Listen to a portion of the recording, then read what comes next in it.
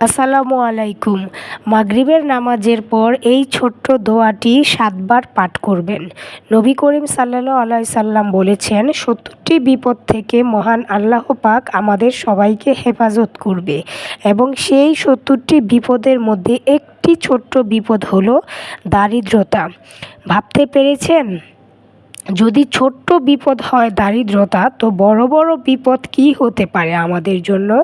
নবী করিম সাল্লাল্লাহু আলাইহি সাল্লাম বলেছেন মাগরিবের নামাজের পর লা হাওলা ওয়ালা কুওয়াতা পড়ার জন্য। তাহলে মহান আল্লাহ পাক আমাদের সবাইকে সেই ৭০টি বিপদ থেকে আমাদেরকে হেফাজত করবে। নবী করিম সাল্লাল্লাহু আলাইহি সাল্লাম আরও বলেছেন যে লা হাওলা ওয়ালা কুওয়াতার সাথে আরেকটু তোমরা বাড়িয়ে পড়ো, তাহলে তো মহান আল্লাহ তাআলা আমাদের সবাইকে হেফাজত করবে। নিশ্চয়ই মহান আল্লাহ তাআলা মহান ও ক্ষমাশীল। সুবহানাল্লাহ।